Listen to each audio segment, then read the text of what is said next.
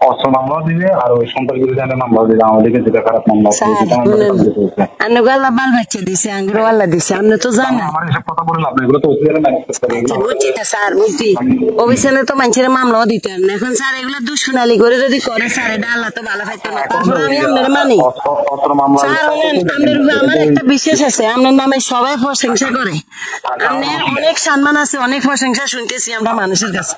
আমার কথা শুনেন আপনি স্যার, এখন আপনি যদি আমার উপকার করেন, এখন আমি আপনার কি দিলে শোনেন, আমি আপনার কি দিলে স্যার মামলার দরকার নাই। ছাড়বে না ছাড়বে না অস্ত্র মামলা দিলে হয়তো বা সে জামিন পাবে, কিন্তু ওই নিষিদ্ধ ঘোষিত সংগঠনের ছাত্রলীগের ওই মামলা যেটা আছে আপনার সন্ত্রাস বিরোধী মামলা দিলে 6 মাস আপনার জামিন পাবে না।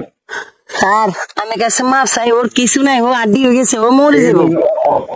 এখন আপনি যেভাবে পারেন শুনেন, এখন আমি কি করতাম স্যার, আপনি আমার যেটা বলেন আপনি, আমি এখন কি করতাম কোন? আচ্ছা ওই আমি তো বাড়িতে একের উপরে ম্যানেজ করে দেন, ওই অস্ত্র মামলাটা দিয়ে চালান দিবে, আর ওই রাজনীতিকে জঙ্গি মামলাটা দিবে না।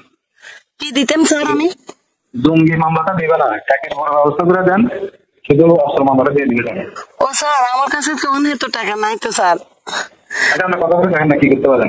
স্যার স্যার শুনেন না, আপনি শুনেন স্যার।